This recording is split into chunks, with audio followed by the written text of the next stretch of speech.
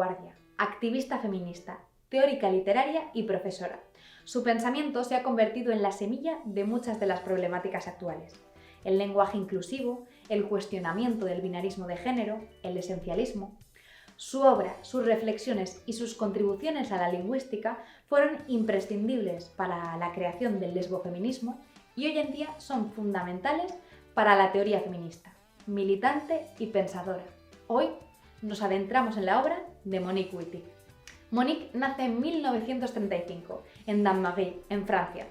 En los años 50 se muda a París para estudiar en la Sorbona y allí cursa sus estudios en letras.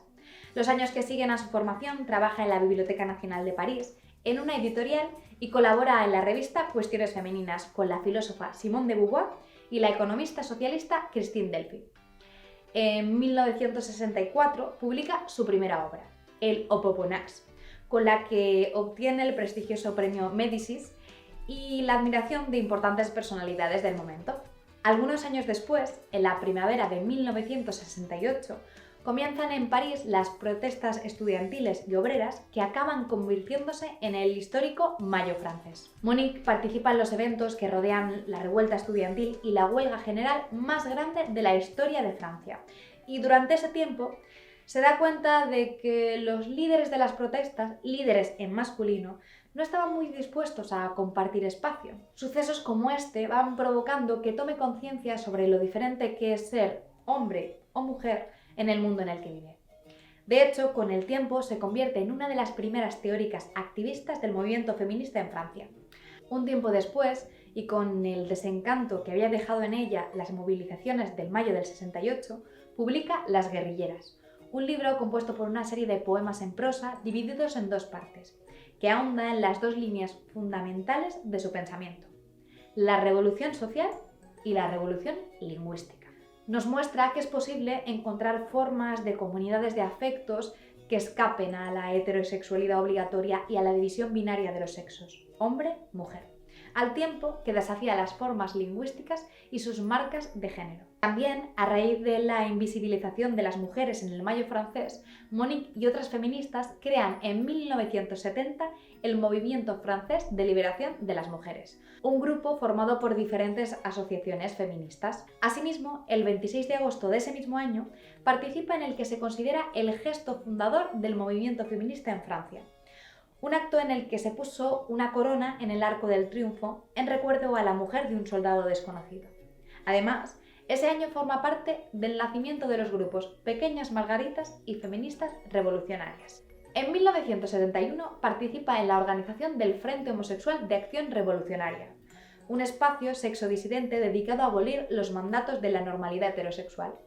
Pero el sexismo dentro del propio colectivo le lleva a ella y a algunas de sus compañeras a formar la primera agrupación lesbiana de París, Tortilleras Rojas. En 1973 publica El cuerpo lesbiano, que junto a Las guerrilleras se convierte en un texto fundamental para el feminismo lesbiano. La obra, formada por una serie de poemas apasionados y algo caóticos, plantea el lesbianismo como una propuesta política y a la vez que experimenta con el lenguaje fuera del marco heterosexual. Monique critica la forma con la que el patriarcado ha pensado, narrado o señalado nuestros cuerpos. Nuestra autora se aleja de esta mirada para dar un valor totalmente nuevo al cuerpo. 3 años más tarde publica junto a su pareja, Sam de Faith, Pueblos lesbianos, material para un diccionario. Ese mismo año se trasladan las dos a Arizona, en Estados Unidos, y allí Monique continúa su carrera como escritora, pensadora y docente. De hecho, los años que siguen trabaja en numerosas universidades. La Universidad de California en Berkeley, la Universidad de Maine, la de Nueva York, la del sur de California, la Universidad de Duke o el Colegio Vassar. En 1978, nuestra autora participa en una conferencia en la que hace su famosa afirmación: las lesbianas no son mujeres. Dicho así, suena un poco raro, claro, pero Monique a lo que se refiere es que las lesbianas no cumplen la imagen social de lo que deben ser las mujeres. Casarse con un señor, ser amas de casa, tener muchos hijos, cuidar a todo el mundo. Cuando dice que no son mujeres, se refiere a que no son el tipo de mujer que el sistema nos obliga a ser.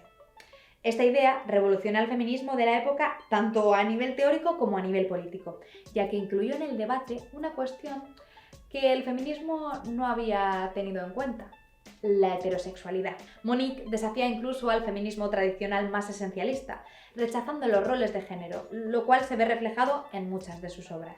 En 1981 escribe un ensayo llamado No se nace mujer, y en el 85 una parodia feminista de la Divina Comedia de Dante llamada Virgilio no, y otra parodia del Quijote titulada El viajante interminable, esta última junto a su pareja. En el 86 recibe su doctorado en la Escuela de Estudios Avanzados de Ciencias Sociales de París con su tesis El taller literario.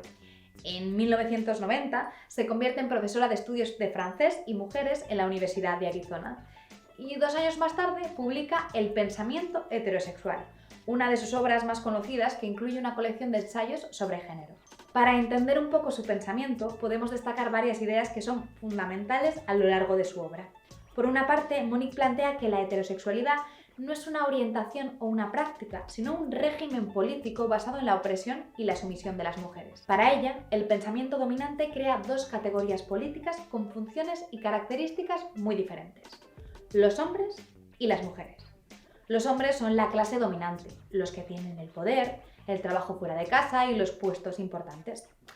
Mientras que las mujeres son las otras. Igual que no existen los amos sin los esclavos, no existen los hombres sin las mujeres. Además plantea que el contrato que une a los hombres y a las mujeres es la relación heterosexual, que se naturaliza como base de nuestra sociedad.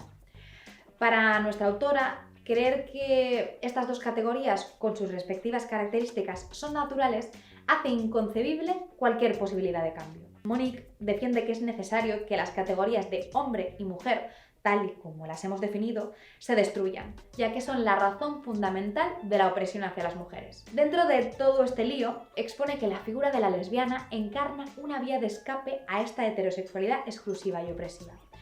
Dicho de otra manera, para ella, lo que se entiende por el hombre y la mujer son mitos que en realidad no existen, son construcciones imaginarias impuestas. Hablar de el hombre o la mujer como categorías naturales y esenciales lo que hace es invisibilizar las diferencias sociales que existen en la realidad. Por otro lado, Monique reflexiona mucho acerca de la importancia del lenguaje en relación a todas estas cuestiones.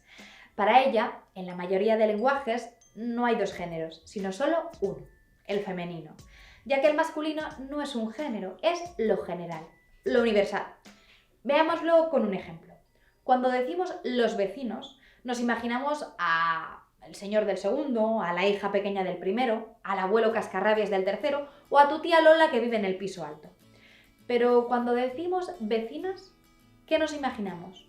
¿A un grupo de hombres y mujeres o solo a mujeres? Esto se llama androcentrismo y quiere decir tomar lo masculino como lo general, lo que nos incluye a todo el mundo, y lo femenino como lo particular, lo que incluye solo a unas pocas.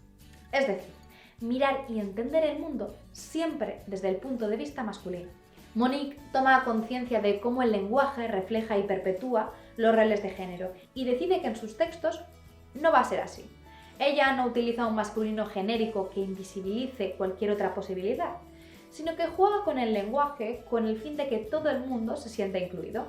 Es decir, su particular uso del lenguaje muestra no solo una voluntad de experimentar como escritora, sino que directamente supone un posicionamiento político. Si el lenguaje es un reflejo de la sociedad, lo deconstruiremos y lo convertiremos en una herramienta para cambiar el mundo. Como vemos, Monique plantea una revolución tanto social como lingüística.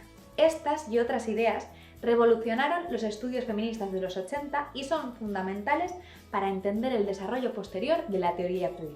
Monique Wittig muere por una crisis cardíaca el 3 de enero de 2003 en Tucson, Arizona, pero sus reflexiones continúan completamente vigentes en los debates feministas de hoy. A pesar de que su obra no es muy conocida fuera del ámbito académico, sus aportaciones en relación al lenguaje inclusivo, la heteronorma o los roles de género son absolutamente contemporáneos.